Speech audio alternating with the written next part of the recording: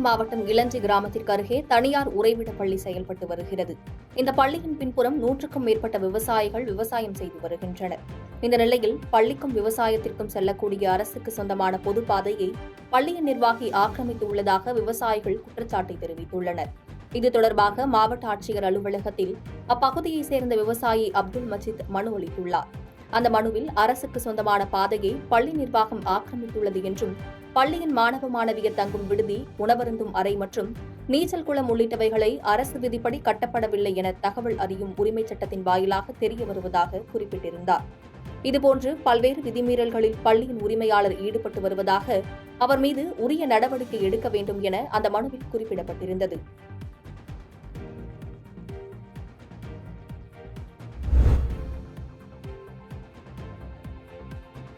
சேலம் மாவட்டம் தேவூர் அருகே கோனேரிப்பட்டி, பூச்சமரத்துக்காடு உள்ளிட்ட சுற்றுவட்டார பகுதிகளில் விவசாயிகள் பல்வேறு வகையான வாழைகளை சாகுபடி செய்துள்ளனர். இவ்வாறு சாகுபடி செய்யப்பட்ட தோட்டத்தில் தற்போது கடும் வெயிலால் மரங்கள் வாடி வதங்கி பிஞ்சு காய்களுடன் சாய்ந்து வந்தது. இதனால் விவசாயிகள் கவலையடைந்து வந்தனர். இந்நிலையில் நேற்று இரவு தேவூர் பகுதிகளில் திடீரென சூறைக்காற்றுடன் லேசான மழை பெய்தது. இந்த சூறாவளி காற்றுக்கு 4000க்கும் மேற்பட்ட வாழை மரங்கள் சாய்ந்தது.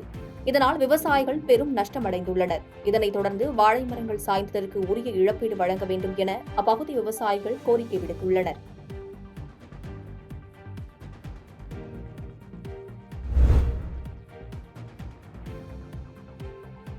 புதுக்கோட்டை அரசு மருத்துவமனை மருத்துவக் கல்லூரி வளாகத்தில் வெப்பத்தாக்க நோய்களுக்கு சிறப்பு தீவிர சிகிச்சை பிரிவு வார்டை கல்லூரி முதல்வர் மணி திறந்து வைத்து பார்வையிட்டார். பின்னர் செய்தியாளர்களுக்கு பேட்டியளித்த அவர், பணியில் ஈடுபடும் போது வாகனத்தில் செல்லும் போதும் திடீரென்று மயக்கம், வலுப்பு ஏற்பட்டால் உடனே மருத்துவமனையில் அனுமதிக்க வேண்டும் என்றார். அதேபோல் நீர்மோர் மற்றும் அடிக்கடி தண்ணீர் குடிக்க வேண்டும். அரசு மருத்துவமனைகளில் வழங்கப்படும் ORS பவுடர் வாங்கி தண்ணீரில் கலந்து அடிக்கடி குடித்து வர வேண்டும்.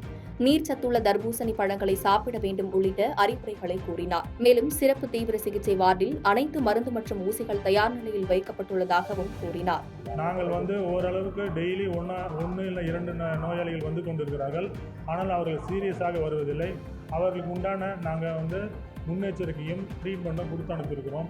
பொதுவாக நாங்கள் என்ன சொல்கிறோம் என்றால், வெயிலில் செல்பவர்கள் குடிப்பதற்கு தண்ணீர் எடுத்து செல்லவும், வெயிலில் வேலை செய்வர்கள் அடிக்கடி தண்ணீர் பருகவும், முடிந்தால் உப்பு இட்ட மோர் குடிக்கவும், அரிசி கஞ்சி குடிக்கவும், முடிந்தால் இளநீர் குடிக்கவும், அதிக தண்ணீர் உள்ள தர்பூசணி பழம் அல்லது எலுமிச்சை சாறு குடிக்கவும் என்று நாங்கள் சொல்கிறோம்.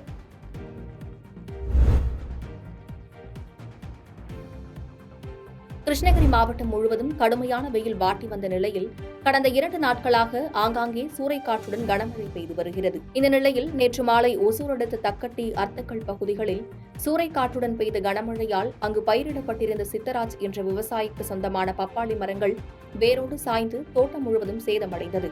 மேலும் தோட்டத்தில் தங்குவதற்காக செட் அமைத்து அதன் மீது சோலார் பேனல் அமைத்துள்ள நிலையில் சோலார் பேனல்களும் காற்றில் தூக்கி வீசப்பட்டது. இதனால் சுமார் 3 லட்சத்திற்கு மேல் நஷ்டமடைந்துள்ளதாக தெரிவித்துள்ள விவசாயி, இதற்கு தமிழ்நாடு அரசு உதவி புரிந்து விவசாயத்தை காப்பாற்ற வேண்டும் என வேண்டுகோள் விடுத்துள்ளார்.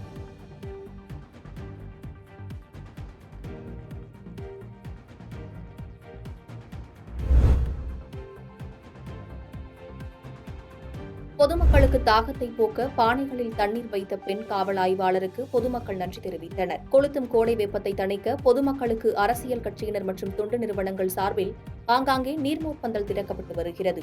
அதன் ஒரு பகுதியாக சென்னையில் மாநில மனித உரிமைகள் ஆணைய பெண் காவல் ஆய்வாளர் காஞ்சனா பொதுமக்களிடம் மண்பானைகளை வழங்கி அதில் தினமும் தண்ணீர் நிரப்பி பொது இடங்களில் வைத்து தாகத்தை போக்குமாறு விழிப்புணர்வு ஏற்படுத்தி வருகிறார். இதில் ஆட்டோ ஓட்டுநர்கள், துப்புரவு பணியாளர்கள், காய்கறி வியாபாரிகள், பொதுமக்கள் என அனைவரும் தண்ணீரை பருகி செல்கின்றனர். இதற்காக பொதுமக்கள் காவல் ஆய்வாளருக்கு நன்றியை தெரிவித்து வருகின்றனர்.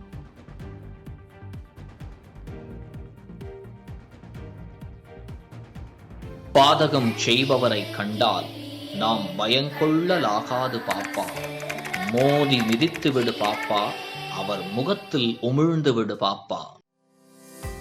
அண்மை செய்திகளை உடனுக்குடன் தெரிந்து கொள்ள இணைந்திருங்கள் இயம்நாடு தொலைக்காட்சியுடன்.